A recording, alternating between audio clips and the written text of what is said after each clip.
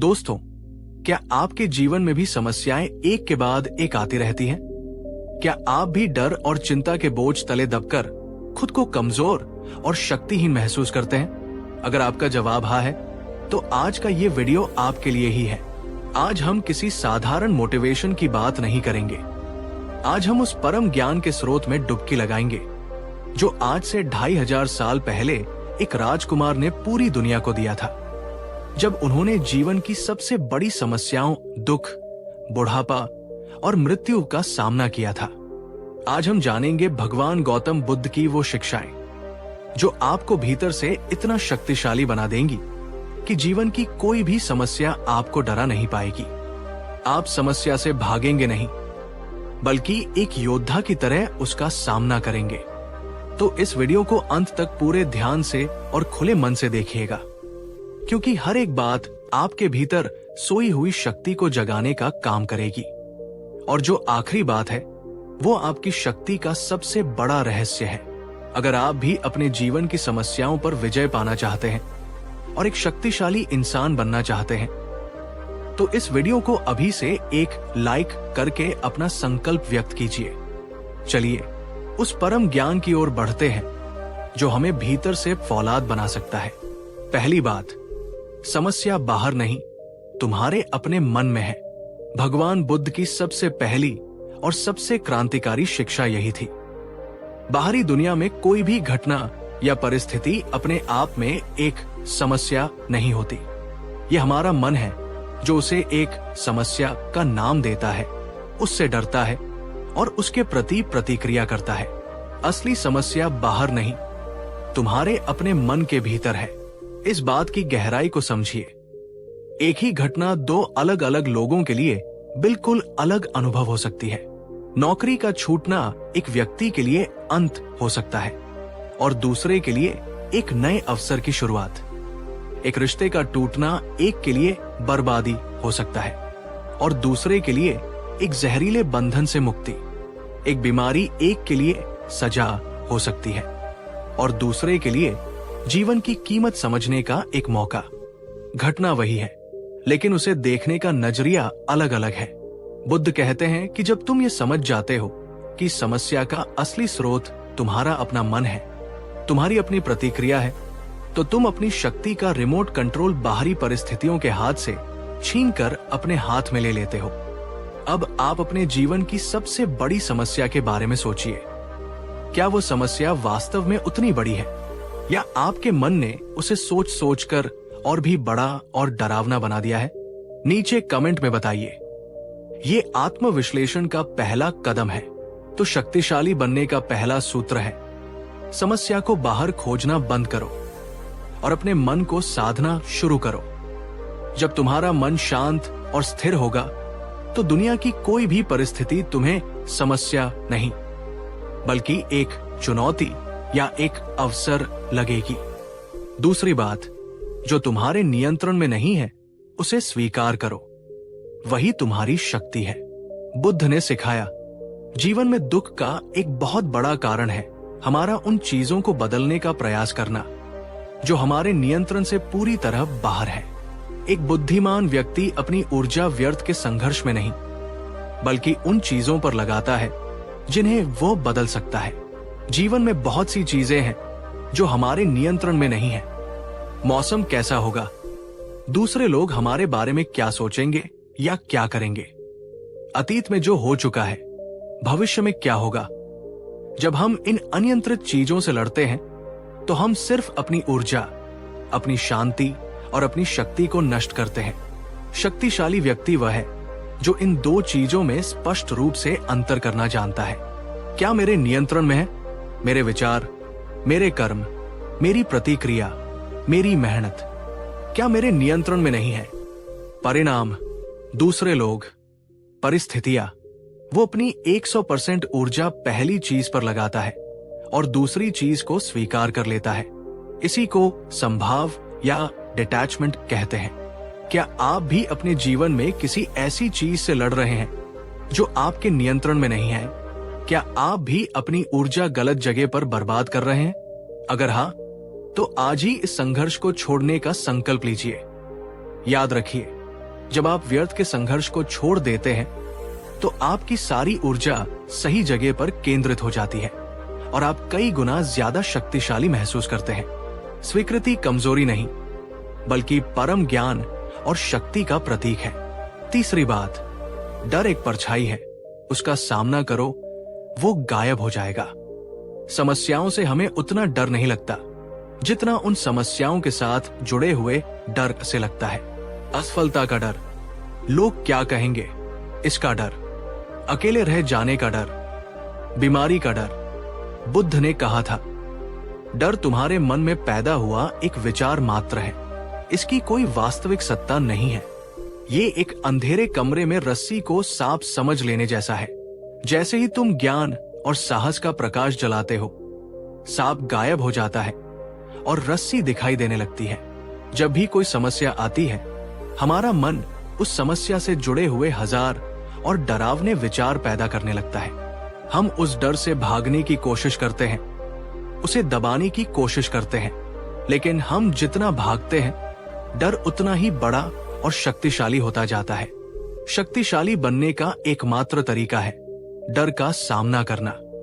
रुकिए और अपने आप से पूछिए, मैं वास्तव में किस चीज से डर रहा हूं? सबसे बुरा क्या हो सकता है? क्या मैं उसका सामना कर सकता हूं? जब आप अपने डर का विश्लेषण करते हैं तो आप पाते हैं कि 90% डर सिर्फ काल्पनिक और निराधार है और जो 10% वास्तविक है, उसका सामना करने की शक्ति आपके भीतर मौजूद है। इस समय आपके जीवन का सबसे बड़ा डर क्या है? वो कौन सी एक चीज है जिसका सामना करने से आप बच रहे हैं? उस डर को पहचानिए और आज ये संकल्प लीजिए। याद रखिए, जिस क्षण आप अपने डर का सामना करने का फैसला करते हैं, उसी क्षण आप उस पर अपनी पहली जीत हासिल कर लेते हैं। चौथी बात, क्रोध और घृणा तुम्हारी शक्ति को पी जाते हैं, करुणा और क्षमा उसे बढ़ाते हैं। जब हमारे जीवन में कोई समस्या आती है, खासकर किसी दूसरे व्यक्ति की वजह से, तो हमारे मन में क्रोध, घृणा और बदला लेने की भावना पैदा होती है। लेकिन बुद्ध ने सिखाया, किसी और के प्रति अपने मन में क्रोध या घृणा पालकर रखना खुद जहर पीकर ये उम्मीद करने जैसा है कि सामने वाला मरेगा। ये तुम्हारी अपनी ही शक्ति को, तुम्हारी अपनी ही शांति को नष्ट करने का सबसे तेज तरीका है। जब आप क्रोधित होते हैं तो आपकी सोचने समझने की शक्ति खत्म हो जाती है। आप सही निर्णय नहीं ले पाते, आपकी शारीरिक और मानसिक ऊर्जा नष्ट हो जाती है। आप खुद को और भी ज्यादा कमजोर और असहाय महसूस करते हैं। इसके विपरीत, जब आप करुणा और क्षमा का अभ्यास करते हैं तो आप अपनी शक्ति को वापस पाते हैं। करुणा आपको यह समझने में मदद करती है कि सामने वाला व्यक्ति भी अपनी अज्ञानता और दुख के कारण ही गलत व्यवहार कर रहा है। क्षमा आपको उस व्यक्ति के द्वारा पैदा की गई नकारात्मक ऊर्जा के बोझ से मुक्त कर देती है। शक्तिशाली व्यक्ति वो नहीं है जो बदला लेता है। शक्तिशाली व्यक्ति वह है जिसके पास माफ करने का साहस और करुणा होती है। क्या आप भी अपने मन में किसी के प्रति क्रोध या घृणा का बोझ लेकर जी रहे हैं? अगर हाँ, तो आज ही उस बोझ को उतार फेंकिए खुद की शांति के लिए। याद रखिए, क्षमा करना दूसरों पर कोई एहसान नहीं, बल्कि खुद को दिया गया सबसे बड़ा उपहार है। बात नंबर 5, तुम लहरें नहीं बल्कि पूरा सागर हो। बुद्ध की वो सबसे गहरी और परम शक्तिशाली शिक्षा, जो आपको हर समस्या और हर डर से परे ले जाती है। हम अक्सर खुद को जीवन की समस्याओं के सामने एक छोटी सी लहर की तरह महसूस करते हैं, जिसे कोई भी तूफान आसानी से नष्ट कर सकता है। हम खुद को अपनी समस्याओं से, अपनी भावनाओं से और अपने शरीर से जोड़कर देखते हैं। मैं दुखी हूं, मैं असफल हूं, मैं बीमार हूं। लेकिन बुद्ध ने हमें सिखाया कि ये तुम्हारी असली पहचान नहीं है, ये सिर्फ सतह पर उठने वाली लहरें हैं। तुम ये लहरें नहीं हो, तुम वो पूरा का पूरा गहरा, शांत और असीम सागर हो, जिसमें ये लहरें उठती हैं और विलीन हो जाती हैं। अपनी इस सच्ची, विशाल प्रकृति को पहचानो। इसका क्या मतलब है? इसका मतलब है कि तुम ये क्षणिक समस्याएं, ये क्षणिक भावनाएं, ये क्षणिक शरीर नहीं हो। तुम वो साक्षी चेतना हो जो इन सबको देख रही है। तुम वो असीम शांति हो, तुम वो अनंत शक्ति हो जिसमें ये सब कुछ घटित हो रहा है। जब आप इस गहरे सत्य का अनुभव करते हैं तो समस्याएं आती हैं और चली जाती हैं, लेकिन वे आपको छू नहीं पाती, क्योंकि आप जानते हैं कि आप उनसे कहीं ज्यादा बड़े हैं। डर उठता है और विलीन हो जाता है, लेकिन वो आपको नियंत्रित नहीं कर पाता, क्योंकि आप जानते हैं कि आप डर नहीं बल्कि डर को देखने वाले हैं। ये अवस्था ध्यान और आत्मचिंतन के गहरे अभ्यास से प्राप्त होती है। क्या आप भी खुद को अपनी समस्याओं और भावनाओं से जोड़कर देखते हैं? अगर हाँ, तो आज से इस गहरे दृष्टिकोण का अभ्यास शुरू कीजिए। जब भी कोई समस्या आए तो खुद को याद दिलाइए, ये सिर्फ एक लहर है और मैं पूरा सागर हूं।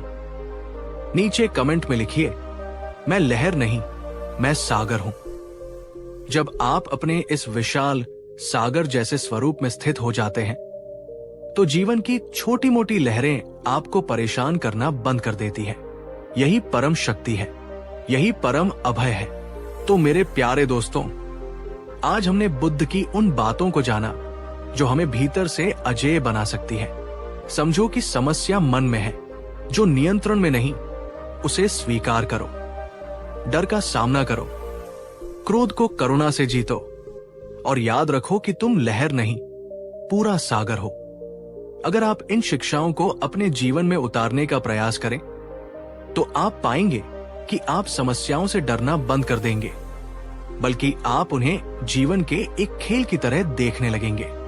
अगर ये वीडियो और ये ज्ञान आपको शक्तिशाली महसूस करा रहा है तो इस वीडियो को लाइक कीजिए और इसे अपने उन सभी दोस्तों और प्रियजनों के साथ शेयर कीजिए जो जीवन की चुनौतियों से घबरा रहे हैं।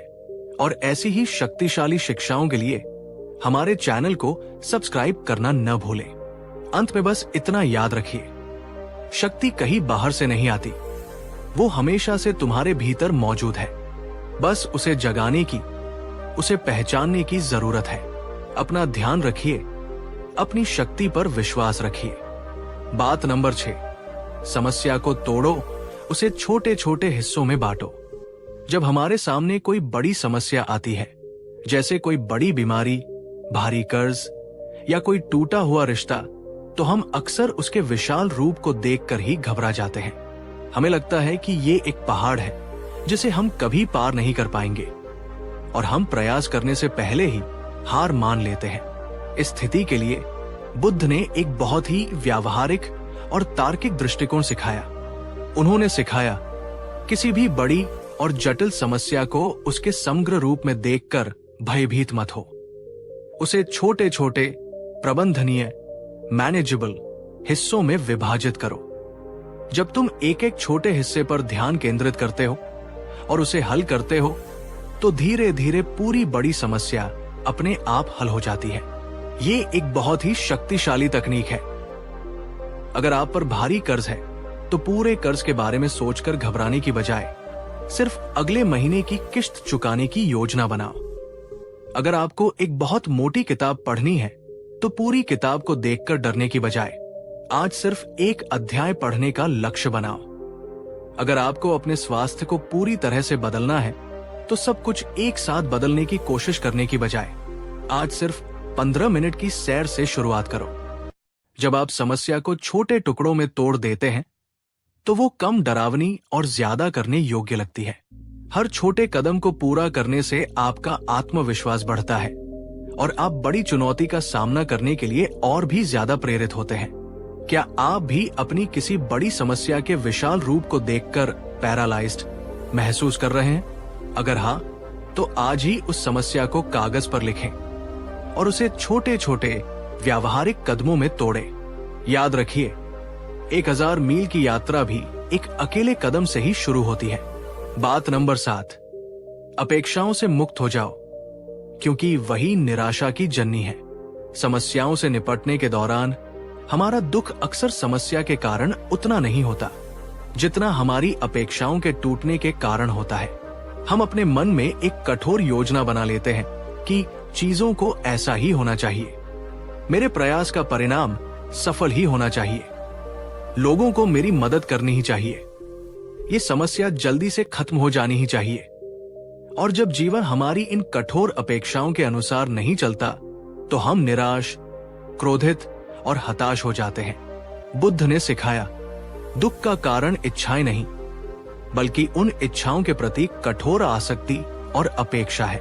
जब तुम ये उम्मीद करना छोड़ देते हो कि जीवन तुम्हारी पटकथा के अनुसार चलेगा, तभी तुम जीवन को उसके वास्तविक रूप में स्वीकार कर पाते हो और शांत रह पाते हो। शक्तिशाली व्यक्ति वह है जो अपना सर्वश्रेष्ठ प्रयास करता है, लेकिन परिणाम को लेकर अनासक्त रहता है। वो हर परिणाम को, चाहे वो अपेक्षित हो या अनपेक्षित, एक अनुभव और एक सीख के रूप में स्वीकार करता है। ये एक तरह की मानसिक स्वतंत्रता है। क्या आप भी अपनी समस्याओं के समाधान को लेकर बहुत कठोर अपेक्षाएं पाल लेते हैं और जब वे पूरी नहीं होती तो टूट जाते हैं? अगर हाँ, तो आज से इस अपेक्षा के बोझ को उतार फेंकिए, अपना कर्म कीजिए और परिणाम को ब्रह्मांड पर छोड़ दीजिए। याद रखिए, जब आप अपेक्षाओं से मुक्त हो जाते हैं तो आप निराशा से भी मुक्त हो जाते हैं। तब हर परिणाम आपके लिए एक उपहार बन जाता है। बात नंबर 8, अपने मन को वर्तमान क्षण में वापस लाओ, क्योंकि शक्ति यही है। जब हम किसी समस्या में होते हैं तो हमारा मन एक पेंडुलम की तरह दो दिशाओं में भागता है। अतीत, ये समस्या क्यों शुरू हुई? मैंने क्या गलती की? भविष्य, आगे क्या होगा? अगर ये ठीक नहीं हुआ तो? और इस अतीत और भविष्य की दौड़ में हम उस एकमात्र क्षण को खो देते हैं जहां वास्तव में शक्ति मौजूद है, वर्तमान क्षण। बुद्ध की सबसे केंद्रीय शिक्षाओं में से एक है वर्तमान क्षण में जीना। उन्होंने कहा, अतीत जा चुका है, उसका पीछा मत करो। भविष्य अभी आया नहीं है, उसके सपने मत बुनो। अपनी चेतना को पूरी तरह से वर्तमान क्षण पर केंद्रित करो। तुम्हारी सारी शक्ति, तुम्हारी सारी शांति और तुम्हारी सारी रचनात्मकता इसी पल में मौजूद है। जब आप किसी समस्या का सामना कर रहे हो तो अपने मन को बार बार वर्तमान में वापस लाएं। अपनी सांसों पर ध्यान केंद्रित करें। अपने आसपास की चीजों को देखें और सुनें। जो काम आप कर रहे हैं उस पर अपना 100% ध्यान लगाएं। जब आप वर्तमान में होते हैं तो अतीत का पछतावा और भविष्य की चिंता दोनों गायब हो जाते हैं। आपका मन शांत और स्पष्ट हो जाता है और आपको समस्या का समाधान ज्यादा आसानी से दिखाई देता है। क्या आपका मन भी समस्याओं के समय अतीत और भविष्य में भटकता रहता है? अगर हाँ, तो आज से वर्तमान में लौटने का अभ्यास कीजिए। याद रखिए, आप अतीत को बदल नहीं सकते और आप भविष्य को नियंत्रित नहीं कर सकते। आप सिर्फ अपने आज के कर्म को नियंत्रित कर सकते हैं। बात नंबर 9, करुणा का अभ्यास करो। ये तुम्हारी अपनी शक्ति को बढ़ाता है। जब हम समस्याओं से घिरे होते हैं तो हम अक्सर आत्म केंद्रित हो जाते हैं। हमारी दुनिया सिर्फ मैं, मेरी समस्या और मेरा दुख तक सिमट जाती है। हम खुद को दुनिया का सबसे पीड़ित इंसान समझने लगते हैं। इस आत्म केंद्रित दुख के चक्र को तोड़ने का बुद्ध ने एक बहुत ही सुंदर और शक्तिशाली तरीका बताया, करुणा का अभ्यास। उन्होंने सिखाया, यदि तुम अपने दुखों को भूलना चाहते हो तो दूसरों के दुखों को दूर करने का प्रयास करो। जब तुम अपने छोटे से स्वयं से ध्यान हटाकर दूसरों की भलाई के बारे में सोचते हो तो तुम्हें एक ऐसी असीम शक्ति और उद्देश्य का अनुभव होता है जो तुम्हारे अपने दुख को बहुत छोटा बना देती है। जब आप किसी और की मदद करते हैं जो आपसे भी ज्यादा तकलीफ में है तो आपको कृतज्ञता महसूस होती है कि आपके पास अभी भी बहुत कुछ है। आपको ये एहसास होता है कि आप अकेले नहीं हैं जो संघर्ष कर रहे हैं। आपको एक उद्देश्य मिलता है जो आपको अपनी समस्याओं से ऊपर उठने की प्रेरणा देता है। और सबसे बढ़कर प्रेम और करुणा का भाव आपके भीतर एक ऐसी सकारात्मक ऊर्जा पैदा करता है जो डर और निराशा को दूर भगाती है। शक्तिशाली व्यक्ति वो नहीं है जो सिर्फ अपनी समस्याओं से लड़ता है। शक्तिशाली व्यक्ति वह है जो अपनी समस्याओं के बावजूद दूसरों की मदद करने की ताकत रखता है। क्या आप भी समस्याओं के समय खुद को दुनिया से काट लेते हैं? अगर हाँ, तो आज बाहर निकलिए और किसी एक व्यक्ति की, चाहे कितनी भी छोटी हो, मदद कीजिए। किसी को सुनकर ही उसकी मदद कीजिए। याद रखिए, जब आप किसी और के लिए दीपक जलाते हैं तो आपका अपना रास्ता भी रोशन होता है। बात नंबर 10, समस्या एक शिक्षक है जो तुम्हें कुछ सिखाने आई है। बुद्ध की वो परम शिक्षा जो समस्याओं को देखने का हमारा पूरा नजरिया ही बदल देती है। हम समस्याओं को एक दुश्मन, एक बाधा या एक सजा के रूप में देखते हैं, लेकिन बुद्ध ने हमें एक बिल्कुल नया दृष्टिकोण दिया। उन्होंने सिखाया, तुम्हारे जीवन में आने वाली हर चुनौती, हर समस्या और हर कठिनाई वास्तव में भेष बदलकर आया हुआ एक शिक्षक है। वो तुम्हें कुछ ऐसा सिखाने आई है जो तुम सुख और आराम में कभी नहीं सीख सकते थे। उसे एक दुश्मन की तरह नहीं, बल्कि एक गुरु की तरह देखो।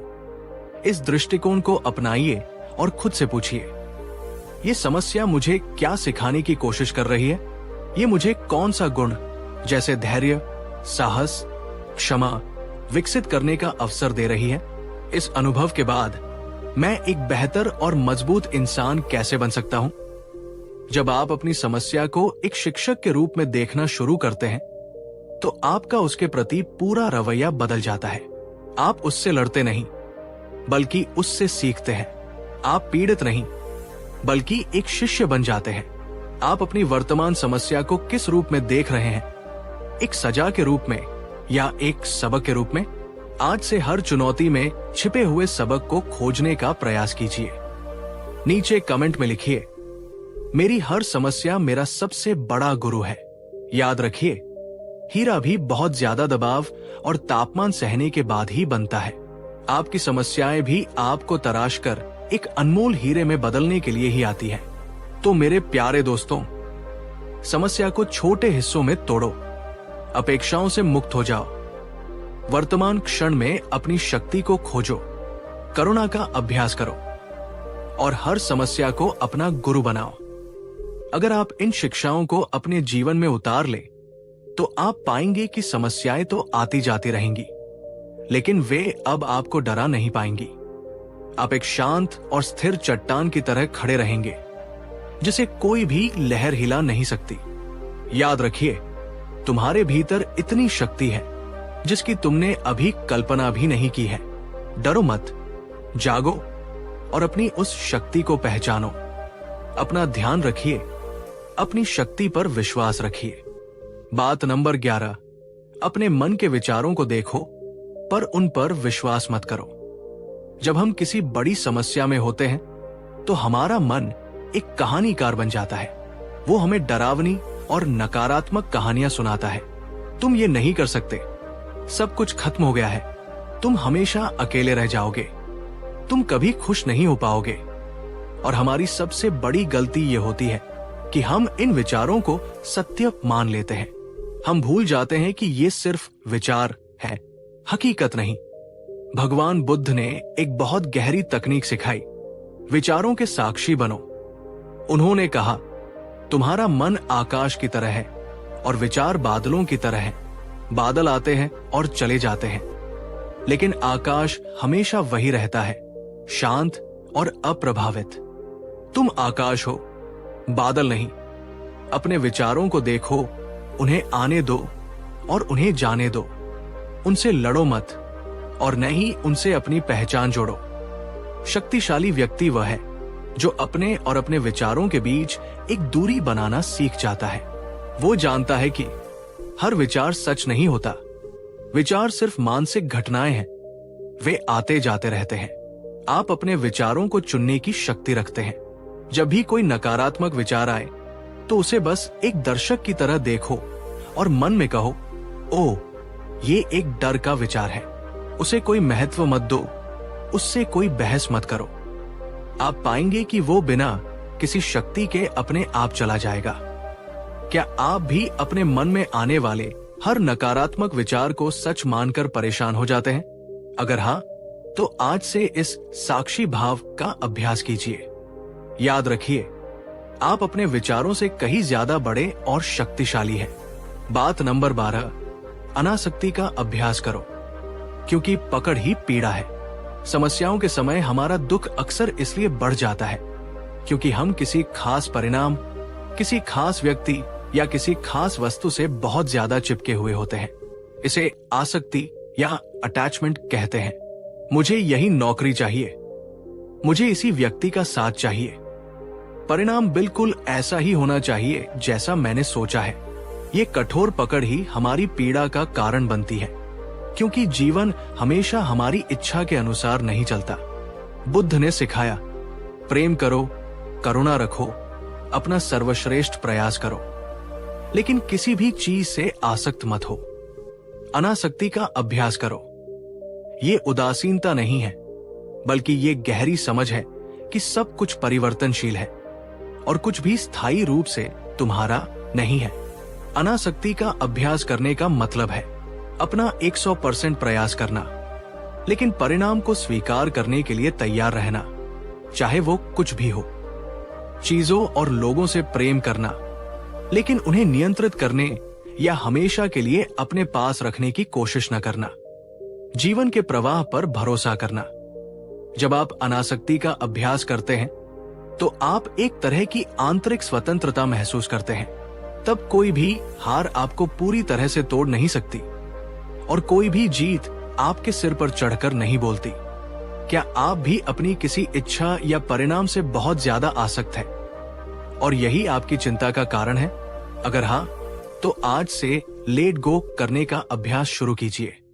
याद रखिए, जब आप किसी चीज को पकड़ने की कोशिश छोड़ देते हैं तभी आप वास्तव में स्वतंत्र होते हैं। बात नंबर 13, सही प्रश्न पूछना सीखो, क्योंकि सही प्रश्न ही सही उत्तर की ओर ले जाते हैं। जब हम किसी समस्या में होते हैं तो हम अक्सर गलत सवाल पूछते हैं जो हमें और भी ज्यादा नकारात्मक और शक्तिहीन महसूस कराते हैं। जैसे, मेरे साथ ही ऐसा क्यों होता है? ये आपको एक पीड़ित बनाता है। मैं इतना बदनसीब क्यों हूं? ये निराशा को बढ़ाता है। अब क्या होगा? ये चिंता को जन्म देता है। बुद्ध एक महान शिक्षक थे क्योंकि वे हमेशा सही प्रश्न पूछते थे जो व्यक्ति को समाधान की ओर ले जाते थे। उन्होंने सिखाया कि अपनी समस्याओं से शक्तिशाली और रचनात्मक प्रश्न पूछो। ये क्यों हुआ की बजाय पूछो, इस अनुभव से मैं क्या सीख सकता हूं? मैं क्या खो चुका हूं? की बजाय पूछो, इस स्थिति में मेरे पास अभी भी क्या है? मैं ये कैसे करूंगा? की बजाय पूछो, मेरा अगला सबसे छोटा और आसान कदम क्या हो सकता है? कौन मेरी मदद करेगा? की बजाय पूछो, मैं किसकी मदद कर सकता हूं? जैसे ही आप अपने प्रश्नों की गुणवत्ता बदलते हैं, आपके मन की दिशा बदल जाती है। आप एक पीड़ित की मानसिकता से बाहर निकलकर एक समाधान खोजकर्ता, सॉल्यूशन सीकर की मानसिकता में आ जाते हैं। अपनी वर्तमान समस्या के बारे में सोचिए। आप खुद से क्या सवाल पूछ रहे हैं? आज से अपने सवालों को बदलिए। नीचे कमेंट में अपना एक नया शक्तिशाली सवाल लिखिए, जैसे, इस चुनौती में मेरे लिए क्या अवसर छिपा है? याद रखिए, आपके जीवन की गुणवत्ता आपके द्वारा पूछे गए प्रश्नों की गुणवत्ता पर निर्भर करती है। बात नंबर 14, अपने शरीर और मन को एक धनुष की तरह समझो, उसे सही तनाव में रखो। समस्याओं का सामना करने के लिए हमें ऊर्जा और शक्ति की जरूरत होती है, लेकिन हम अक्सर दो गलतियां करते हैं। या तो हम पूरी तरह से ढीले पड़ जाते हैं, आलस्य और निराशा, या फिर हम खुद को बहुत ज्यादा तनाव में डाल देते हैं, चिंता और अत्यधिक प्रयास। बुद्ध ने हमें मध्यम मार्ग का सिद्धांत दिया। उन्होंने वीणा का उदाहरण देते हुए समझाया था और इसे धनुष पर भी लागू किया जा सकता है। उन्होंने सिखाया, जीवन में सफलता और शांति के लिए संतुलन आवश्यक है, न तो बहुत अधिक शिथिलता और न ही बहुत अधिक तनाव। अपने शरीर और मन को एक धनुष की तरह समझो, जिसे लक्ष्य भेदने के लिए बिल्कुल सही तनाव में रखना पड़ता है। समस्याओं के समय इस संतुलन को साधें, प्रयास करें, लेकिन तनाव न लें। अपना सर्वश्रेष्ठ कर्म करें, लेकिन परिणाम की चिंता में खुद को बीमार न करें। आराम करें, लेकिन आलसी न बने। अपने शरीर और मन को रिचार्ज होने के लिए समय दें, लेकिन निराशा में डूबकर प्रयास करना न छोड़े। गंभीर रहें, लेकिन सहज भी रहें। अपनी समस्या को गंभीरता से लें, लेकिन जीवन की छोटी छोटी खुशियों और हास्य को न भूलें। ये संतुलन ही आपको लंबी लड़ाई लड़ने की शक्ति और सहनशीलता देता है। क्या आप भी समस्याओं के समय या तो बहुत तनाव में आ जाते हैं या पूरी तरह से हार मान लेते हैं? अगर हाँ, तो आज से इस मध्यम मार्ग का अभ्यास कीजिए। याद रखिए, जो धनुष हमेशा खिंचा रहता है वो अपनी शक्ति खो देता है। सही समय पर आराम करना भी शक्तिशाली बने रहने के लिए जरूरी है। बात नंबर 15, तुम इस ब्रह्मांड से अलग नहीं हो, तुम उसी का हिस्सा हो। और अंत में बुद्ध की वो परम शिक्षा जो हमारे सबसे गहरे डर, अकेलेपन और शक्तिहीनता को हमेशा के लिए मिटा सकती है। जब हम किसी बड़ी समस्या का सामना करते हैं तो हमें अक्सर लगता है कि हम इस पूरी दुनिया में अकेले हैं जो इस दर्द से गुजर रहे हैं। हमें लगता है कि हम एक छोटी सी इकाई हैं और ब्रह्मांड की शक्तियां हमारे खिलाफ है। लेकिन बुद्ध ने परस्पर निर्भरता का सिद्धांत सिखाया। उन्होंने कहा, कोई भी चीज अपने आप में अकेली या स्वतंत्र नहीं है। हर पत्ती, हर कण, हर जीव, सब कुछ एक दूसरे से एक अदृश्य धागे से जुड़ा हुआ है। तुम इस ब्रह्मांड से अलग नहीं हो, तुम इस ब्रह्मांड की ही एक अभिव्यक्ति हो। जिस चेतना ने सूरज और तारों को बनाया है, वही चेतना तुम्हारे भीतर भी सांस ले रही है। जब आप इस गहरे जुड़ाव को महसूस करते हैं तो आपका अकेलेपन का एहसास खत्म हो जाता है। आपको लगता है कि पूरा ब्रह्मांड आपके साथ है। आप शक्तिहीन महसूस नहीं करते। आपको एहसास होता है कि आपके भीतर भी वही अनंत शक्ति मौजूद है जो पूरे ब्रह्मांड को चला रही है। आप जीवन पर, प्रकृति पर भरोसा करना सीखते हैं। ये एहसास आपको एक ऐसी गहरी सुरक्षा और शांति देता है जिसे कोई भी बाहरी समस्या छीन नहीं सकती। क्या आप भी अपनी समस्याओं के समय खुद को बहुत अकेला और शक्तिहीन महसूस करते हैं? अगर हाँ, तो आज इस गहरे सत्य पर ध्यान कीजिए। महसूस कीजिए कि आप इस ब्रह्मांड का एक महत्वपूर्ण और अविभाज्य हिस्सा है।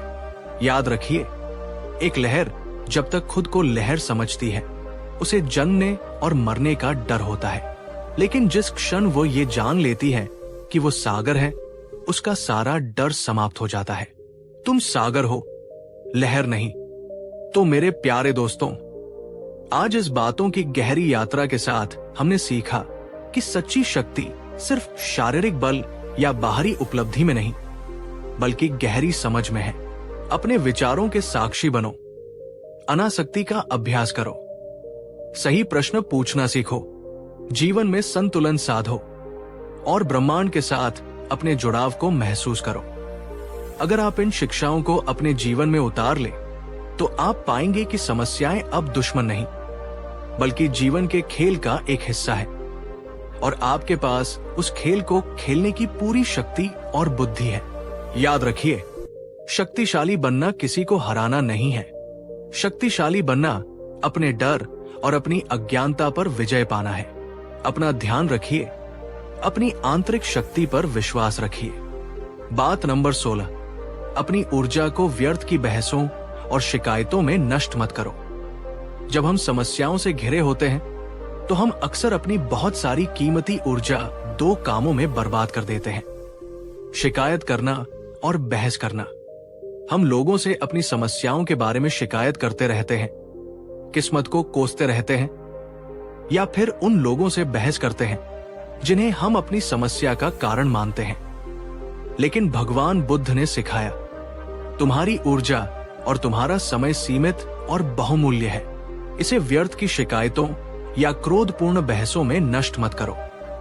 अपनी सारी ऊर्जा को समस्या के समाधान खोजने और सही कर्म करने में लगाओ। सोचिए, जब आप किसी से अपनी समस्या के बारे में शिकायत करते हैं तो क्या होता है?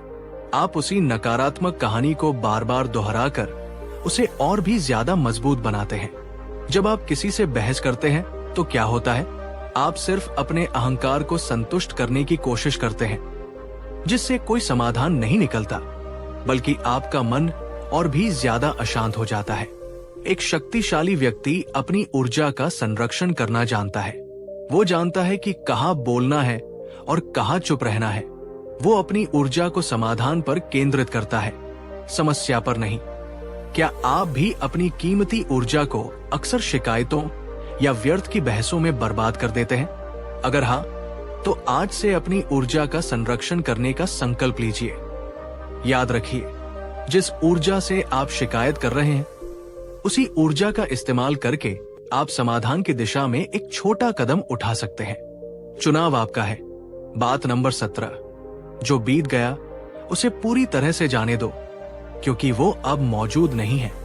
समस्याओं से निपटने के दौरान एक और बहुत बड़ी बाधा हमारा अतीत होता है। हम अपनी पुरानी गलतियों, पुरानी असफलताओं और पुराने दुखों को पकड़कर बैठे रहते हैं। काश मैंने ऐसा नहीं किया होता। उस एक गलती ने सब कुछ बर्बाद कर दिया। बुद्ध ने सिखाया, अतीत में जीना एक मृत शरीर को अपनी पीठ पर ढोने जैसा है। वो तुम्हें सिर्फ बोझ देगा और वर्तमान में आगे बढ़ने से रोकेगा। जो बीत गया वो अब सत्य नहीं है, वो केवल तुम्हारे मन में एक स्मृति है। उसे जाने दो और मुक्त हो जाओ। शक्तिशाली बनना है तो अतीत को पूरी तरह से विदा करना सीखना होगा। इसका मतलब है खुद को माफ करना। अपनी गलतियों के लिए खुद को कोसना बंद करें। समझे कि आपने उस समय अपनी सीमित समझ से जो बन पड़ा वही किया। दूसरों को माफ करना, जिन्होंने आपको दुख दिया उन्हें अपने मन से आजाद कर दे, ताकि आप भी आजाद हो सकें।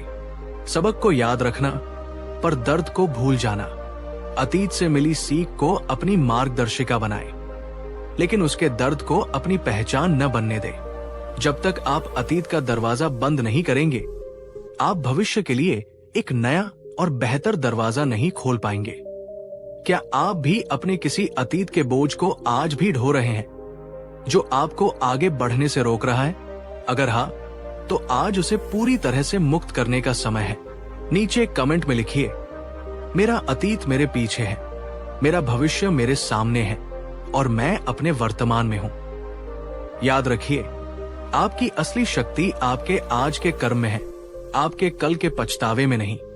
बात नंबर 18, अपने मन को करुणा से सींचो, क्योंकि यही नफरत और निराशा का एकमात्र इलाज है। जब हम लंबे समय तक समस्याओं से जूझते हैं, तो हमारा मन अक्सर दो जहरीली भावनाओं से भर जाता है। या तो दुनिया के प्रति कड़वाहट और गुस्सा, सब गलत है, कोई मेरी मदद नहीं करता, या फिर खुद के प्रति निराशा और आत्मग्लानि, मैं ही बेकार हूं, मुझसे कुछ नहीं होगा। इन दोनों ही विनाशकारी भावनाओं का एकमात्र इलाज बुद्ध ने बताया, करुणा और मैत्री का अभ्यास। बुद्ध ने सिखाया, जैसे अंधेरे को अंधेरे से नहीं मिटाया जा सकता, उसे मिटाने के लिए प्रकाश ही चाहिए, वैसे ही नफरत और निराशा को नफरत और निराशा से नहीं मिटाया जा सकता, उसे मिटाने के लिए करुणा और प्रेम का प्रकाश ही चाहिए। जब आप समस्याओं से घिरे हो, तो जानबूझकर अपने मन में करुणा का भाव पैदा करने का अभ्यास करें। दूसरों के लिए करुणा। सोचिए कि इस दुनिया में लाखों लोग हैं जो आपकी तरह ही या आपसे भी ज्यादा बड़ी समस्याओं से जूझ रहे हैं। उन सब के प्रति अपने मन में मैत्री और शुभकामना का भाव भेजें। सभी जीव सुखी हों। स्वयं के लिए करुणा, अपनी गलतियों के लिए, अपनी कमजोरियों के लिए खुद को माफ करें। खुद के साथ एक अच्छे दोस्त की तरह व्यवहार करें। खुद को प्रेम और स्वीकृति दें। जब आप अपने मन को करुणा और प्रेम से भरते हैं, तो वहां नफरत, निराशा और कड़वाहट के लिए कोई जगह ही नहीं बचती। ये आपके मन को भीतर से ठीक करने की एक शक्तिशाली प्रक्रिया है। क्या समस्याओं के कारण आपका मन भी कड़वाहट या निराशा से भर गया है? अगर हाँ, तो आज से इस करुणा ध्यान का अभ्यास कीजिए। याद रखिए, एक करुणामय हृदय में कभी भी निराशा स्थायी रूप से घर नहीं बना सकती। यही आपकी सबसे बड़ी आंतरिक शक्ति है। बात नंबर 19, अपने जीवन का एक बड़ा क्यों खोजो जो तुम्हारी समस्या से बड़ा हो। जब हमारी समस्याएं हमें बहुत बड़ी लगने लगती हैं, तो इसका एक कारण यह भी होता है कि हमारे जीवन का उद्देश्य उन समस्याओं से छोटा होता है। जब हमारे जीवन का केंद्र सिर्फ मैं, मेरा सुख, मेरी सफलता होता है, तो एक छोटी सी भी समस्या हमें हिलाकर रख देती है। बुद्ध की शिक्षाओं का सार एक बड़े निस्वार्थ उद्देश्य के लिए जीना है। उन्होंने सिखाया, यदि तुम्हारे जीवन का क्यों बहुत बड़ा और स्पष्ट है, तो तुम किसी भी कैसे का सामना कर सकते हो। जब तुम सिर्फ अपने लिए नहीं, बल्कि दूसरों की भलाई के लिए, एक बड़े उद्देश्य के लिए जीते हो, तो तुम्हें एक ऐसी आंतरिक शक्ति और प्रेरणा मिलती है जिसे कोई भी व्यक्तिगत समस्या तोड़ नहीं सकती। जब आप किसी बड़ी समस्या का सामना कर रहे हो, तो खुद से ये सवाल पूछिए, मेरा असली उद्देश्य क्या है? मैं इस दुनिया में क्या सकारात्मक योगदान दे सकता हूं? मैं अपनी इस समस्या के अनुभव का इस्तेमाल करके दूसरों की मदद कैसे कर सकता हूं? जब आपका उद्देश्य मैं क्या पा सकता हूं से बदलकर मैं क्या दे सकता हूं हो जाता है, तो आपके जीवन का पूरा परिप्रेक्ष्य बदल जाता है। तब आपकी समस्या सिर्फ आपकी नहीं रहती, वो आपके मिशन का एक हिस्सा बन जाती है। तब असफलता आपको रोकती नहीं, बल्कि आपको और रचनात्मक और दृढ़ बनाती है। क्या आपकी समस्या ने आपको उद्देश्यहीन और दिशाहीन महसूस कराया है? अगर हाँ, तो आज खुद से ये गहरा सवाल पूछिए। अपने जीवन का एक नया, खुद से बड़ा क्यों खोजिए। नीचे कमेंट में लिखिए, मेरा उद्देश्य मेरी समस्या से बड़ा है। याद रखिए, जिस व्यक्ति के पास जीने के लिए एक बड़ा क्यों होता है, वो हर समस्या के कैसे से पार पा लेता है। बात नंबर 20, हर अनुभव को साक्षी भाव से देखो और मुक्त हो जाओ। और अंत में बुद्ध की वो परम शिक्षा जो आपको जीवन के हर द्वंद्व, हर समस्या से मुक्त कर सकती है।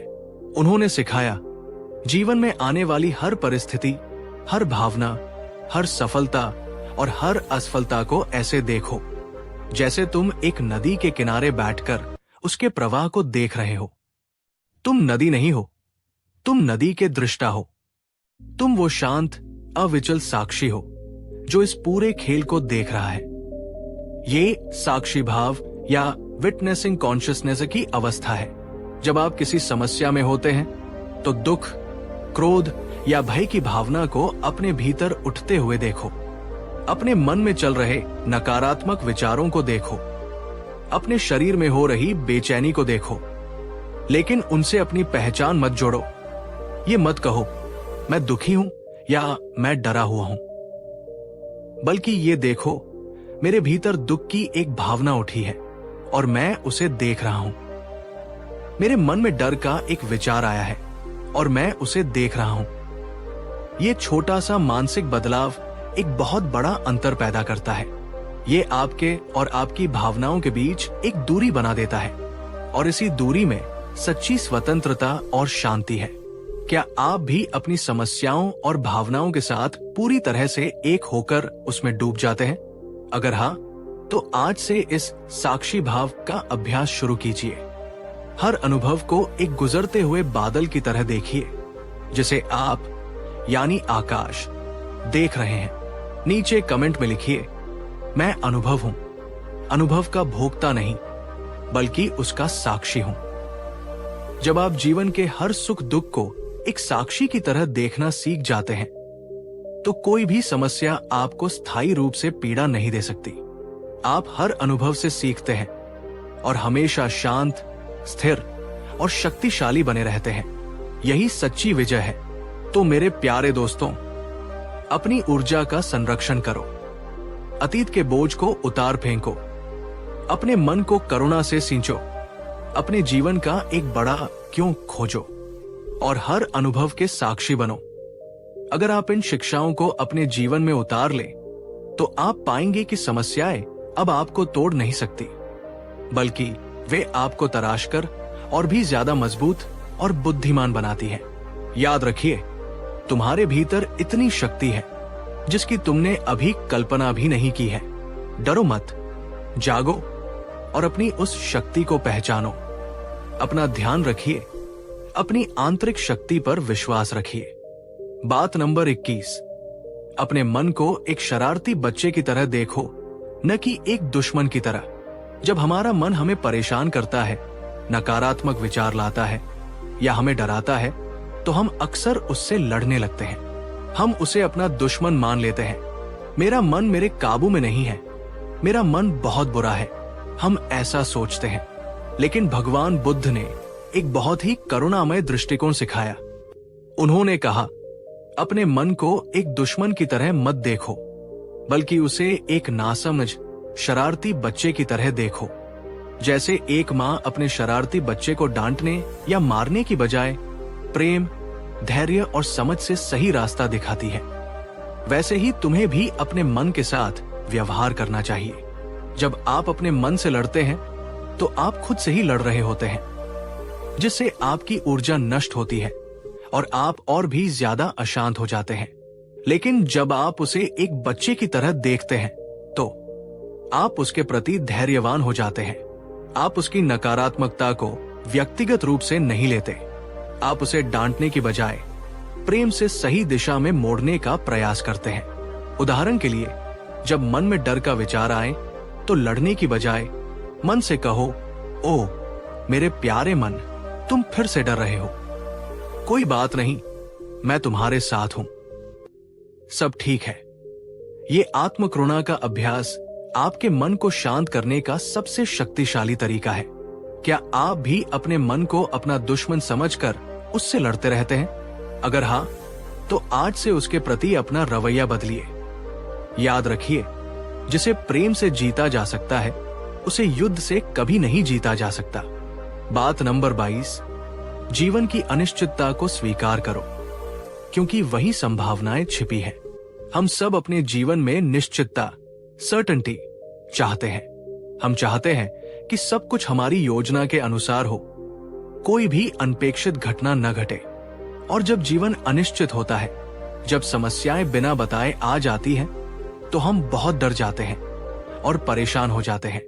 लेकिन बुद्ध ने सिखाया, जीवन का स्वभाव ही अनिश्चितता है, कुछ भी निश्चित नहीं है। जो इस अनिश्चितता से डरता है वो जीवन के प्रवाह से डरता है, लेकिन जो इस अनिश्चितता को स्वीकार कर लेता है वो हर पल को एक नए रोमांच और एक नई संभावना के रूप में देखता है। सोचिए, अगर जीवन में सब कुछ पहले से ही तय हो तो उसमें कोई आश्चर्य, कोई उत्साह, कोई सीखने का मौका ही नहीं बचेगा। वो एक लिखी हुई किताब को बार बार पढ़ने जैसा हो जाएगा। समस्याएं ही हमें मजबूत बनाती है, चुनौतियां ही हमें हमारी छिपी हुई क्षमताओं से परिचित कराती है, और अनिश्चितता ही नए अवसरों और नई खोजों के द्वार खोलती है। एक शक्तिशाली व्यक्ति जीवन की अनिश्चितता से डरता नहीं, बल्कि उसका स्वागत करता है। वो जानता है कि हर मोड़ पर कुछ नया सीखने और विकसित होने का मौका छिपा है। क्या आप भी जीवन में निश्चितता और सुरक्षा की तलाश में रहते हैं और अनिश्चितता से घबराते हैं? अगर हाँ, तो आज से जीवन के इस रोमांच को स्वीकार कीजिए। याद रखिए, शांत समुद्र में कोई भी नाविक कुशल नहीं बन सकता। कुशल बनने के लिए तूफानों का सामना करना ही पड़ता है। बात नंबर 23, सही कर्म करो और फिर उसे जाने दो, लेट गो। यही अनासक्ति है। ये बुद्ध की आक्ति की शिक्षा का एक और गहरा पहलू है।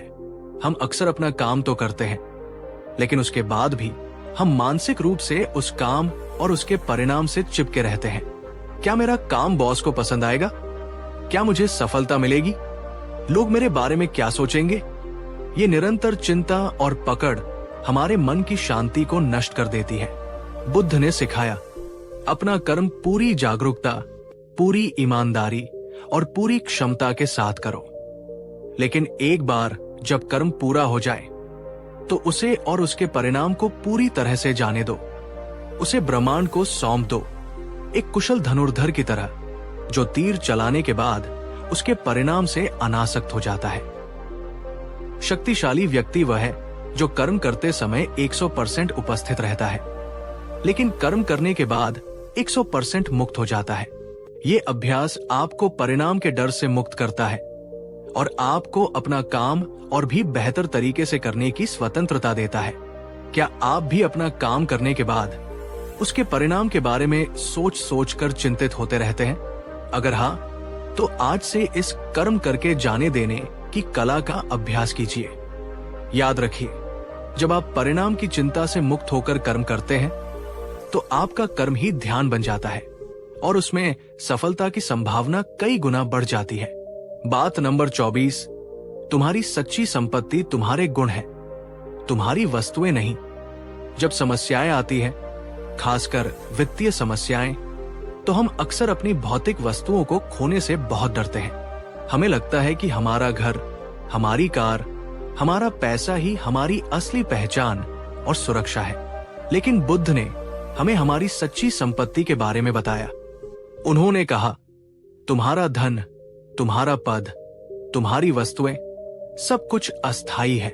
इसे चोर चुरा सकते हैं, आग जला सकती है या समय नष्ट कर सकता है। तुम्हारी एकमात्र और सच्ची संपत्ति तुम्हारे अपने कर्मों से अर्जित किए हुए गुण है।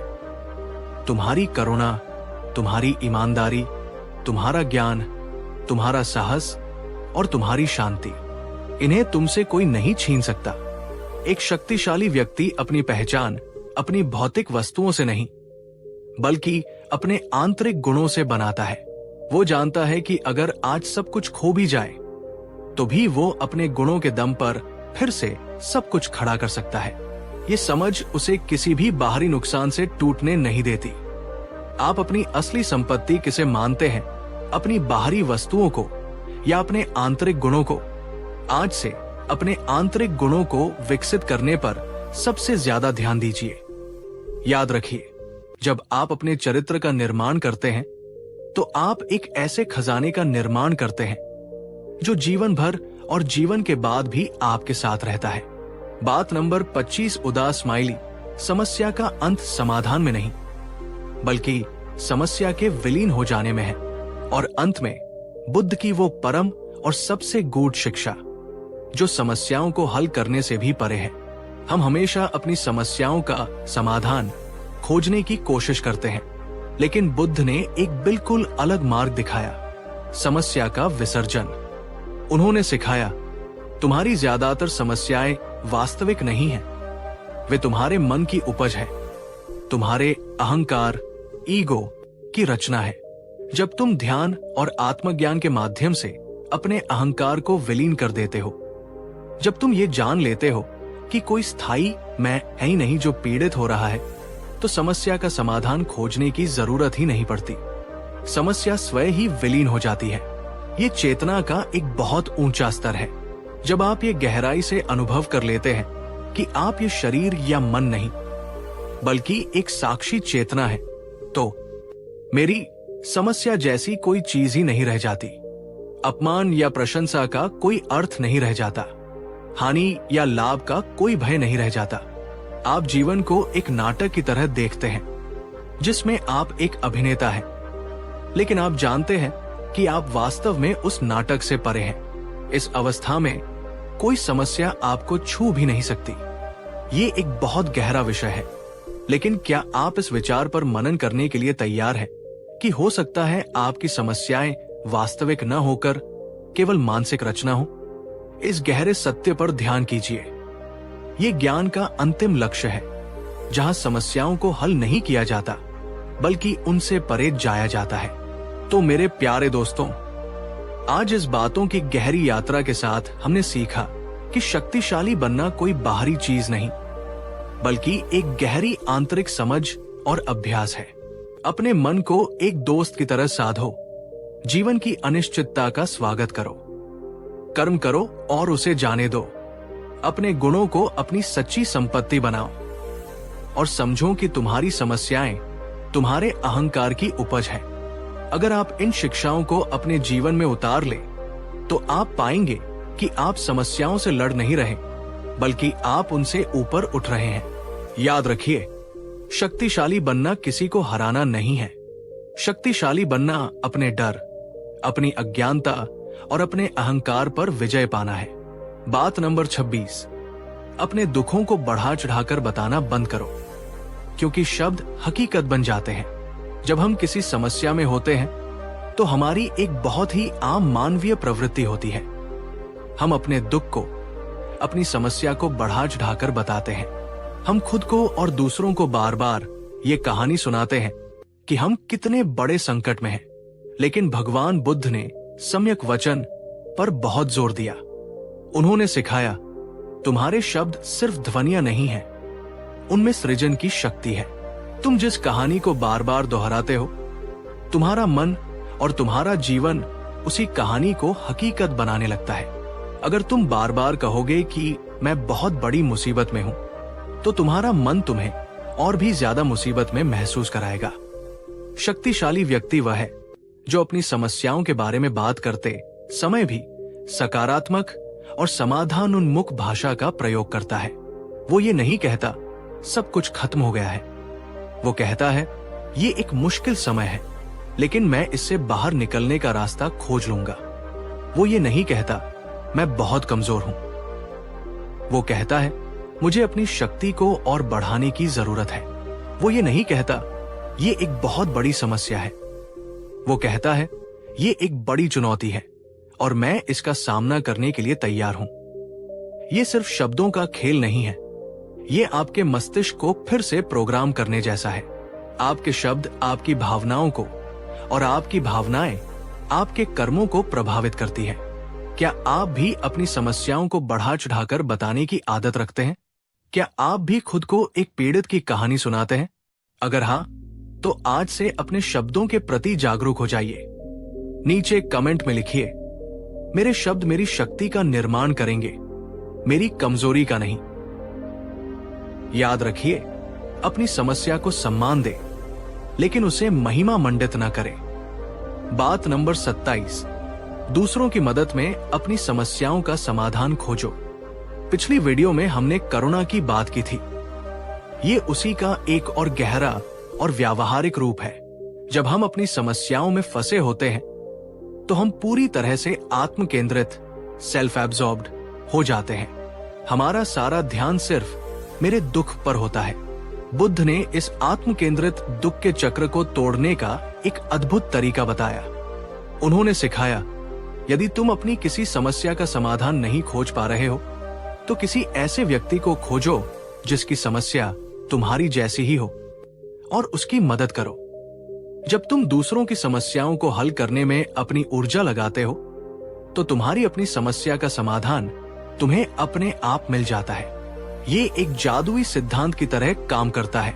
जब आप किसी और को हिम्मत देते हैं, तो आप खुद भी हिम्मती महसूस करते हैं। जब आप किसी और को रास्ता दिखाते हैं, तो आपका अपना रास्ता भी साफ हो जाता है।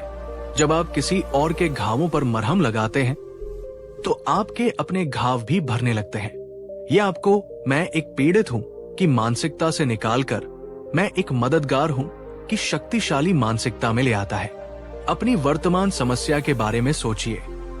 क्या दुनिया में कोई और भी है जो इसी तरह की समस्या से गुजर रहा है? क्या आप अपने अनुभव से उसकी मदद कर सकते हैं? आज ही किसी एक व्यक्ति की मदद करने का कोई तरीका खोजिए। याद रखिए, जब आप खुद को भूलकर दूसरों की सेवा में लग जाते हैं, तो ब्रह्मांड आपकी समस्याओं को हल करने में लग जाता है। बात नंबर 28, अपने मन को भविष्य की सफलता के लिए प्रशिक्षित करो। हमारा मन अतीत और भविष्य में जीता है। जब हम समस्या में होते हैं, तो हमारा मन या तो अतीत की असफलता को याद करता है या भविष्य की और असफलताओं की कल्पना करता है। बुद्ध की शिक्षाओं में मन की शक्ति पर बहुत जोर दिया गया है। आधुनिक मनोविज्ञान भी इसे मानता है। बुद्ध ने सिखाया, तुम्हारा मन ये नहीं जानता कि वास्तविक अनुभव और एक जीवंत कल्पना में क्या अंतर है। अगर तुम अपने मन को बार बार सफलता, शांति और शक्ति का अनुभव कराओगे, तो वो उसी अवस्था को अपनी ओर आकर्षित करने लगेगा। ये विजुअलाइजेशन या मानसिक चित्रण की प्राचीन तकनीक है। जब आप किसी समस्या से जूझ रहे हो, तो हर दिन कुछ मिनट शांत बैठकर आंखें बंद करके ये कल्पना करें कि आपकी समस्या हल हो चुकी है।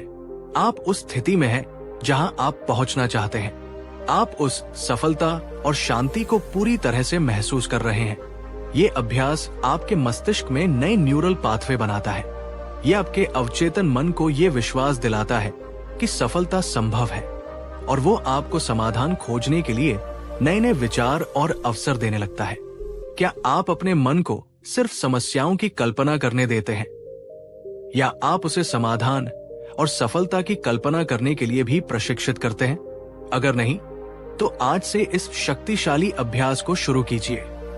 याद रखिए, जो चीज आपके मन में घटित हो सकती है, वो हकीकत में भी घटित हो सकती है।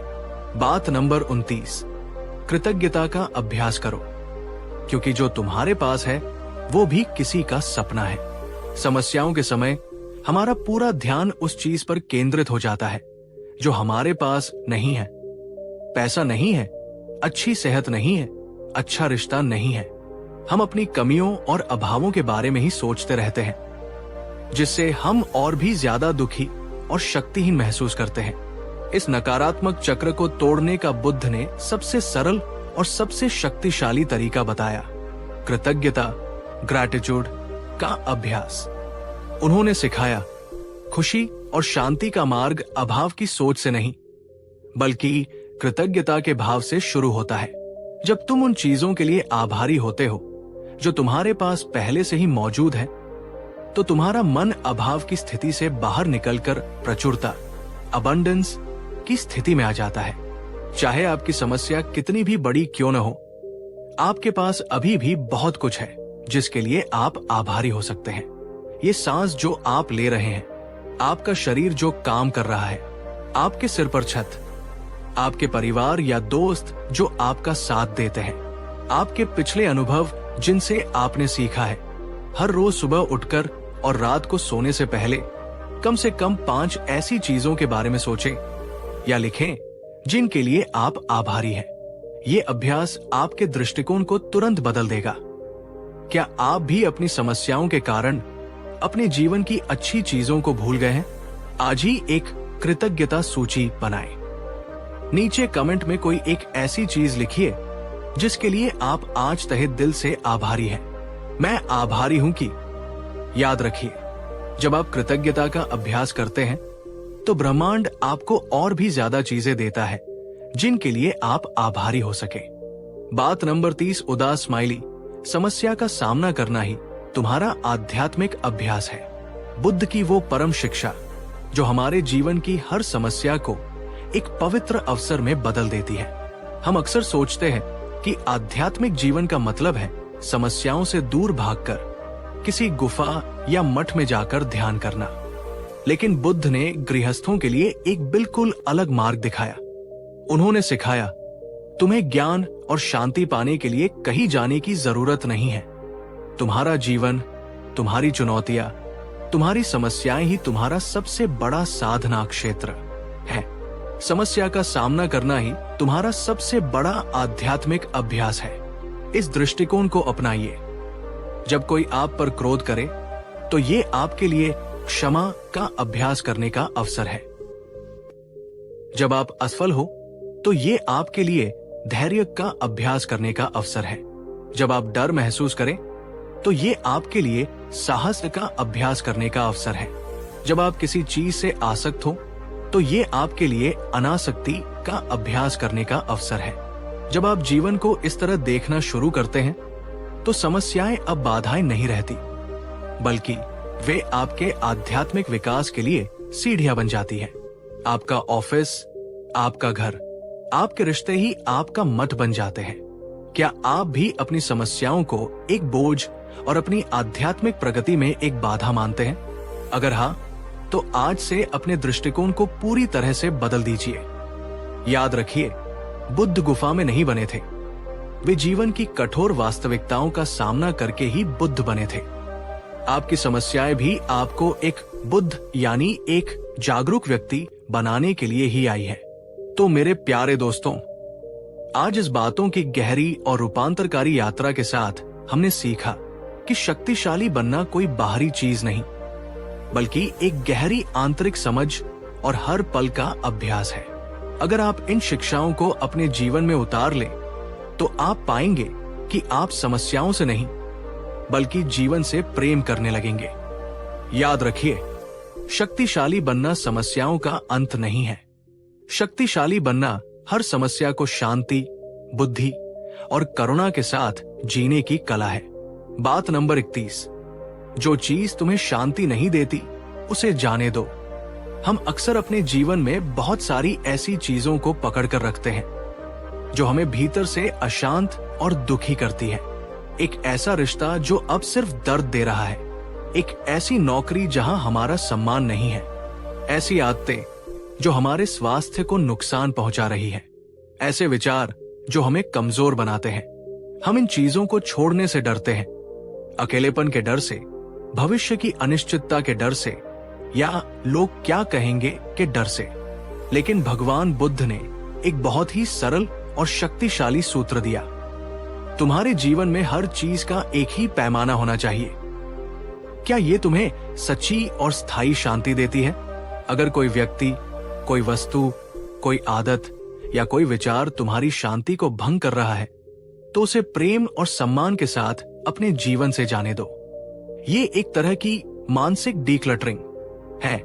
जैसे हम अपने घर से अनावश्यक सामान हटाकर उसे सुंदर बनाते हैं, वैसे ही हमें अपने जीवन से भी उन चीजों को हटाना होगा जो हमारी ऊर्जा और शांति को चूस रही है।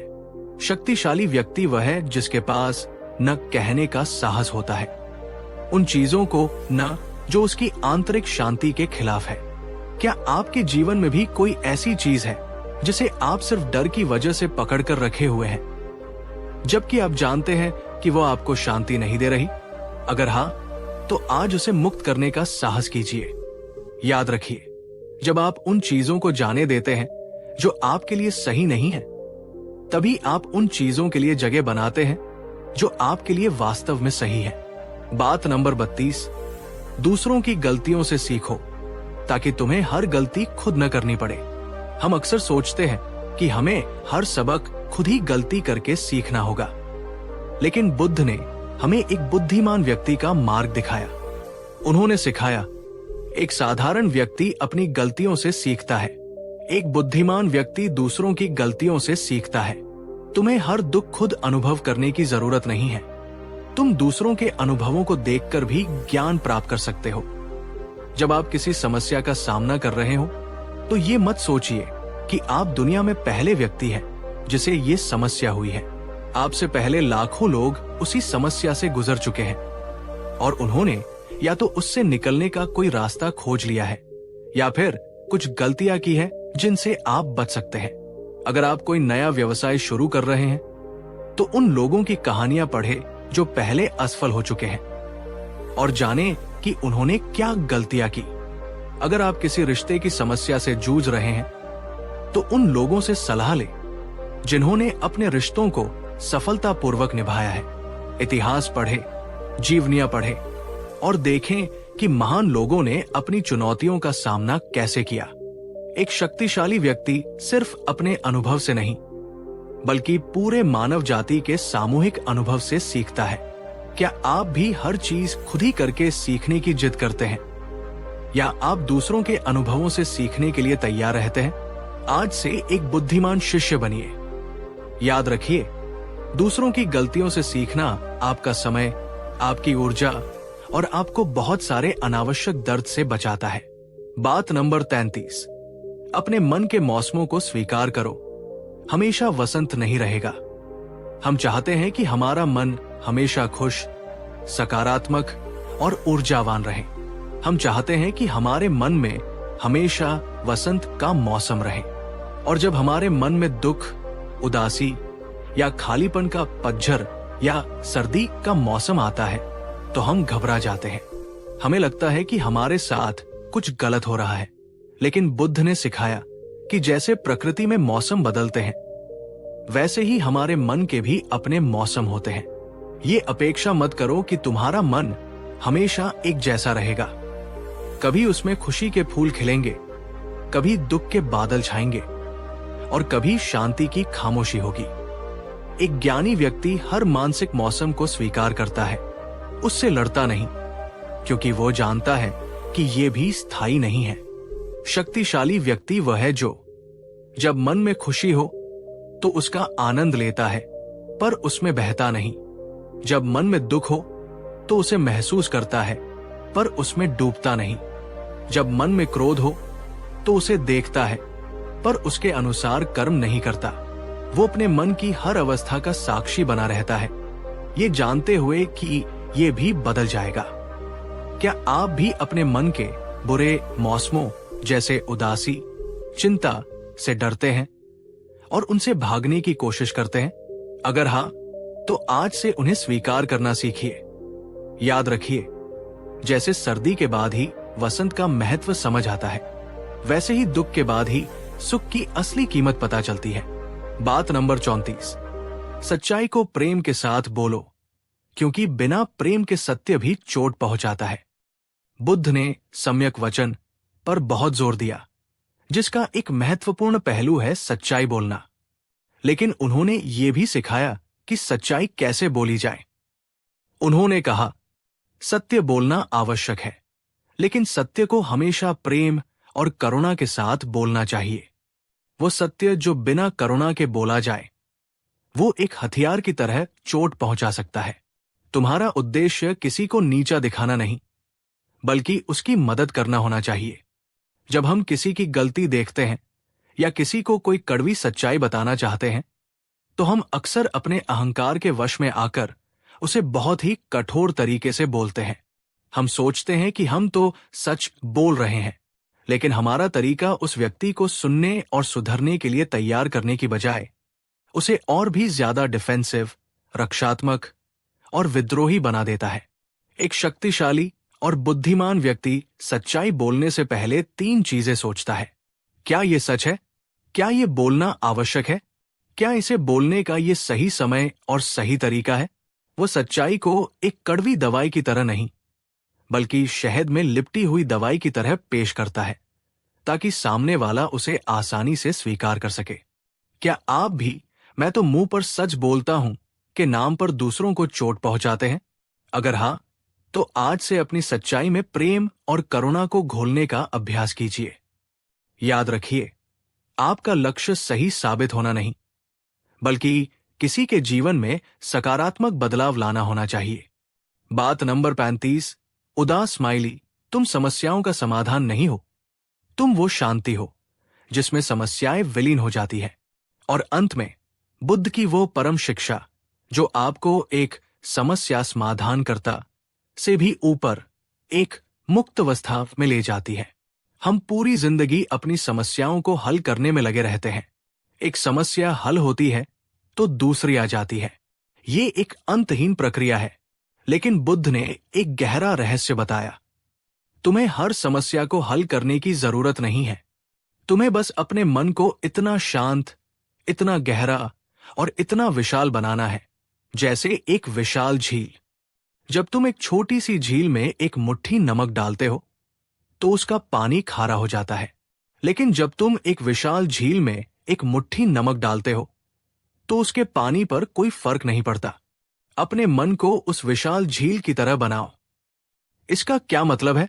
इसका मतलब है कि जब तुम ध्यान और जागरूकता के अभ्यास से अपने मन को बहुत शांत और स्थिर कर लेते हो, तो जीवन की छोटी मोटी समस्याएं आती हैं और लहरों की तरह अपने आप तुम में विलीन हो जाती है।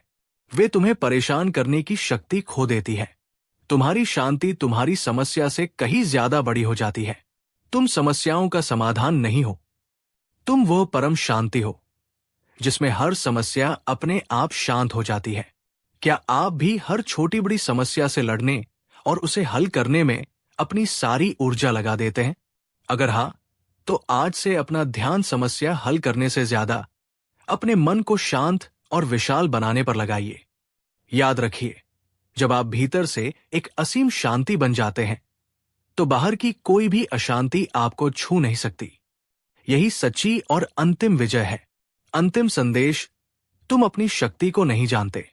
तो मेरे प्यारे दोस्तों, आज इस बातों की गहरी और रूपांतरकारी यात्रा के साथ हमने सीखा कि शक्तिशाली बनना कोई बाहरी चीज नहीं, बल्कि एक गहरी आंतरिक समझ और हर पल का अभ्यास है। अगर आप इन शिक्षाओं को अपने जीवन में उतार लें, तो आप पाएंगे कि आप समस्याओं से नहीं, बल्कि जीवन से प्रेम करने लगेंगे। याद रखिए, शक्तिशाली बनना समस्याओं का अंत नहीं है। शक्तिशाली बनना हर समस्या को शांति, बुद्धि और करुणा के साथ जीने की कला है। बात नंबर 36, तुम्हारा स्व भी एक भ्रम है।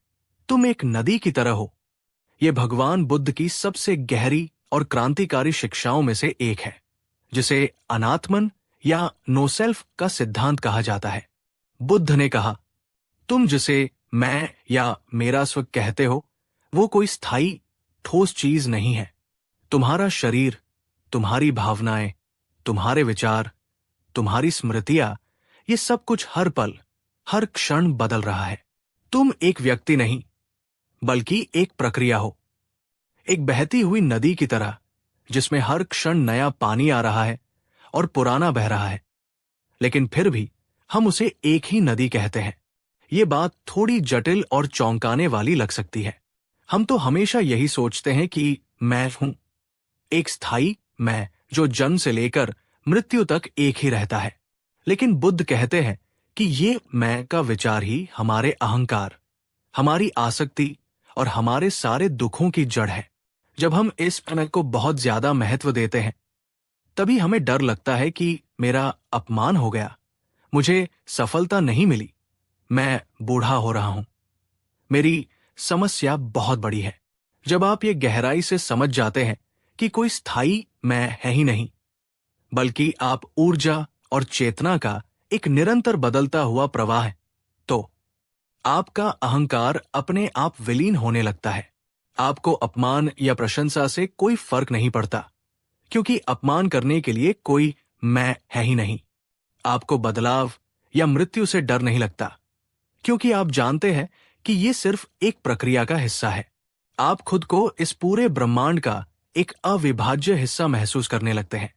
क्या आपने कभी ये महसूस किया है कि 5 साल पहले जो आप थे, आज आप उससे बिल्कुल अलग हैं?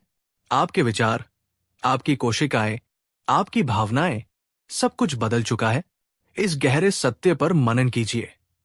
ये समझना कि आप कोई स्थिर वस्तु नहीं, बल्कि एक क्रिया है, आपको जीवन के सबसे बड़े बोझ, मैं के बोझ से मुक्त कर देता है। और जब मैं नहीं, तो मेरी समस्या भी नहीं रहती। बात नंबर 37। दुनिया में दुख है, ये सत्य है, लेकिन दुख को समस्या मानना तुम्हारा चुनाव है। बुद्ध ने अपने पहले आर्य सत्य में कहा, जीवन में दुख है। ये सुनकर बहुत से लोग सोचते हैं कि बौद्ध धर्म एक निराशावादी धर्म है, लेकिन ये पूरी तरह से गलत समझ है। बुद्ध का ये कहना एक कुशल डॉक्टर के ये कहने जैसा है कि तुम्हें ये बीमारी है। ये एक निदान है, निराशा नहीं। एक बार जब आप बीमारी को स्वीकार कर लेते हैं, तभी आप उसके इलाज के बारे में सोच सकते हैं। बुद्ध ने सिखाया, जीवन में दर्द, बुढ़ापा, बीमारी और मृत्यु का आना एक प्राकृतिक प्रक्रिया है। ये एक सार्वभौमिक सत्य है। ये दुख है, लेकिन इस दुख को एक समस्या मानना, उससे परेशान होना और उसके कारण निरंतर पीड़ित रहना, ये तुम्हारा मानसिक चुनाव है। उदाहरण के लिए, मौसम का बदलना एक प्राकृतिक प्रक्रिया है। कभी गर्मी होती है, कभी सर्दी, ये एक तथ्य है। लेकिन गर्मी से परेशान होना या सर्दी को कोसना, ये हमारा मानसिक रवैया है। ठीक उसी तरह जीवन में अप्रिय घटनाओं का होना एक तथ्य है, लेकिन उन घटनाओं से खुद को पीड़ित बनाए रखना, ये हमारा चुनाव है। एक ज्ञानी और शक्तिशाली व्यक्ति दुख को देखता है, उसे स्वीकार करता है, लेकिन उससे अपनी पहचान नहीं जोड़ता। वो उसे एक गुजरती हुई घटना की तरह देखता है। वो दर्द महसूस करता है, पर पीड़ित नहीं बनता। क्या आप भी अपने जीवन के प्राकृतिक दुखों, जैसे असफलता, हानि, को एक बहुत बड़ी समस्या बनाकर खुद को और ज्यादा पीड़ित करते हैं? अगर हाँ, तो इस गहरे अंतर को समझने का प्रयास कीजिए। जब आप दुख को एक समस्या की तरह नहीं, बल्कि जीवन की एक स्वाभाविक प्रक्रिया की तरह देखना शुरू करते हैं, तो उसकी आपको पीड़ा देने की शक्ति अपने आप बहुत कम हो जाती है। बात नंबर 38। सच्चा ज्ञान किताबों में नहीं, तुम्हारे अपने प्रत्यक्ष अनुभव में है। बुद्ध के समय में भी बहुत सारे धार्मिक ग्रंथ और ज्ञानी गुरु थे, लेकिन बुद्ध ने हमेशा एक बात पर जोर दिया, मेरी बातों पर इसलिए विश्वास मत करो क्योंकि मैंने उन्हें कहा है। किसी ग्रंथ पर इसलिए विश्वास मत करो क्योंकि वो पवित्र माना जाता है। किसी गुरु पर इसलिए विश्वास मत करो क्योंकि उसकी बहुत ख्याति है, बल्कि हर बात को खुद अपनी तर्क की कसौटी पर कसो, अपने जीवन में उसका अभ्यास करो, और जब तुम उसे अपने प्रत्यक्ष अनुभव से सत्य पाओ, तभी उसे पूर्ण रूप से स्वीकार करो। ये एक अत्यंत वैज्ञानिक और क्रांतिकारी दृष्टिकोण है जो हमें अंधविश्वास से बचाता है। आज हम जानकारी के युग में जी रहे हैं। हम हर रोज अनगिनत वीडियो देखते हैं, किताबें पढ़ते हैं और उपदेश सुनते हैं, लेकिन ये सब सिर्फ उधार का ज्ञान है। ये हमें प्रेरित कर सकता है, रास्ता दिखा सकता है, लेकिन ये हमें मुक्त नहीं कर सकता। सच्चा ज्ञान, सच्चा रूपांतरण तब होता है जब आप सुनी हुई बातों को अपने जीवन में उतारते हैं और उन्हें खुद अनुभव करते हैं। क्रोध बुरा है, ये जानना एक बात है, लेकिन जब आप क्रोध के क्षण में जागरूक होकर उसके विनाशकारी प्रभाव को खुद अनुभव करते हैं, तो वो आपका अपना ज्ञान बन जाता है। ध्यान से शांति मिलती है, ये पढ़ना एक बात है, लेकिन जब आप ध्यान में बैठकर उस शांति को खुद महसूस करते हैं, तो वो आपका अपना अनुभव बन जाता है। क्या आप भी सिर्फ जानकारी इकट्ठा कर रहे हैं या उसे अनुभव में बदलने का प्रयास कर रहे हैं? क्या आप भी सिर्फ तैरने की किताबें पढ़ रहे हैं या पानी में उतरने का साहस कर रहे हैं? आज से ये संकल्प लीजिए, किताबें और गुरु केवल उंगली की तरह है जो चांद की ओर इशारा करती है। तुम्हें चांद को खुद अपनी आंखों से देखना होगा। आपकी समस्याएं भी आपके लिए प्रत्यक्ष अनुभव का एक माध्यम है। बात नंबर 39। करुणा केवल दूसरों के लिए नहीं, स्वयं के लिए भी उतनी ही आवश्यक है। हम अक्सर करुणा का मतलब सिर्फ दूसरों के प्रति दया और प्रेम समझते हैं, लेकिन बुद्ध ने आत्मकरुणा पर भी उतना ही, बल्कि शायद उससे भी ज्यादा जोर दिया। उन्होंने सिखाया, तुम पूरी दुनिया में घूमकर देख लो, तुम्हें कोई ऐसा व्यक्ति नहीं मिलेगा जो तुमसे ज्यादा तुम्हारे अपने प्रेम और करुणा का हकदार हो। जब तक तुम खुद के प्रति दयालु नहीं होगे, जब तक तुम खुद को माफ नहीं करोगे, तुम कभी भी सच्ची शांति नहीं पा सकते। जब हम किसी समस्या का सामना करते हैं या कोई गलती करते हैं, तो हम खुद के सबसे बड़े और सबसे कठोर जज बन जाते हैं। हम खुद को कोसते हैं, खुद से नफरत करते हैं और खुद को अयोग्य समझते हैं। हम दूसरों को तो शायद माफ कर दें, लेकिन खुद को माफ करना हमें सबसे ज्यादा मुश्किल लगता है। बुद्ध कहते हैं कि यह भी एक तरह की हिंसा है जो तुम खुद पर कर रहे हो। आत्मकरुणा का मतलब है अपनी गलतियों और अपूर्णताओं को स्वीकार करना, लेकिन उनके लिए खुद को स्थायी रूप से दोषी ठहराते न रहना। यह समझना कि गलती करना और कमजोर पड़ना मानवीय स्वभाव का हिस्सा है। जब तुम दुखी या असफल हो, तो खुद के साथ एक अच्छे, समझदार दोस्त की तरह व्यवहार करना, न कि एक निर्दयी दुश्मन की तरह। क्या आप भी अपनी गलतियों के लिए या अपनी समस्याओं के लिए खुद के प्रति बहुत कठोर हो जाते हैं? अगर हाँ, तो आज से आत्मकरुणा का अभ्यास शुरू कीजिए। जब भी आप दुखी हों, तो अपने हाथ को अपने दिल पर रखें और खुद से कहें, कोई बात नहीं, ये मुश्किल है, पर मैं तुम्हारे साथ हूं।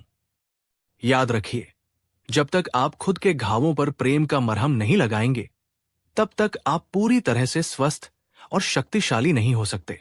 बात नंबर 40। अंतिम और सबसे अनसुनी शिक्षा, निर्वाण कोई स्थान नहीं, बल्कि मन की आग का बुझ जाना है। और अंत में बुद्ध की वो परम शिक्षा जिसके बारे में सबसे ज्यादा भ्रम और गलत फहमियां हैं, निर्वाण। लोग अक्सर सोचते हैं कि निर्वाण स्वर्ग जैसी कोई रहस्यमयी जगह है जो मरने के बाद मिलती है और जिसे पाना साधारण इंसान के बस की बात नहीं है। लेकिन बुद्ध ने बताया, निर्वाण का शाब्दिक अर्थ है बुझ जाना। क्या बुझ जाना? तुम्हारे भीतर जल रही 3 मानसिक आगों का बुझ जाना। लोभ और आसक्ति की आग, क्रोध और द्वेष की आग, और अहंकार और अज्ञानता की आग। जब तुम इन तीनों आगों में नया ईंधन, विचार और कर्म डालना बंद कर देते हो, तो वे अपने आप शांत हो जाती है। इस परम शांत, परम मुक्त और परम आनंद की अवस्था को ही निर्वाण कहते हैं। और ये इसी जीवन में, यही और अभी संभव है। ये कोई भविष्य में पाने वाली चीज नहीं है, बल्कि हर पल अभ्यास करने वाली अवस्था है। जब तुम किसी चीज को पाने की तीव्र इच्छा से मुक्त होते हो, तो उस क्षण तुम निर्वाण की शांति में होते हो। जब तुम किसी के प्रति क्रोध या नफरत से मुक्त होते हो, तो उस क्षण तुम निर्वाण की शीतलता में होते हो। जब तुम मैं और मेरे के भ्रम से मुक्त होते हो, तो उस क्षण तुम निर्वाण के आनंद में होते हो।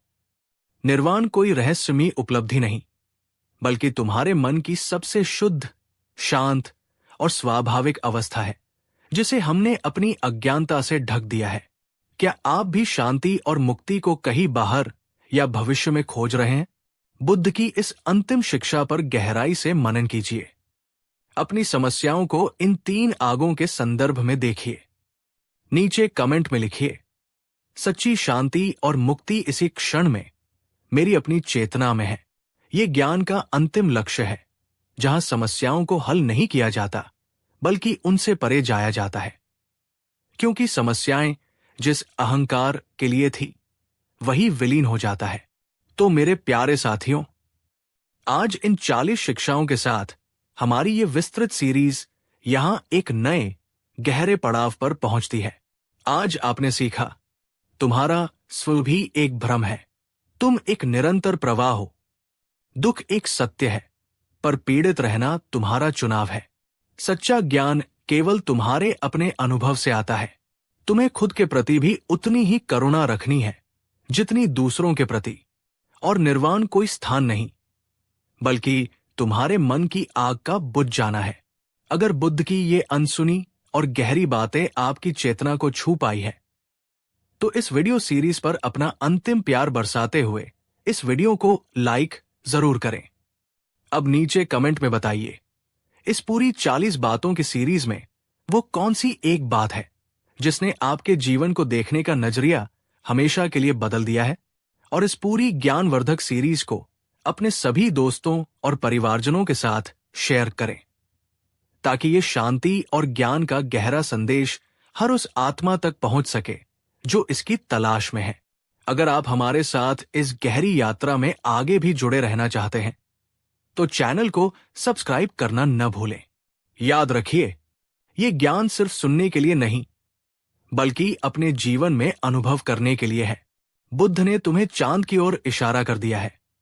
अब अपनी आंखें उठाकर चांद को देखना तुम्हारा काम है।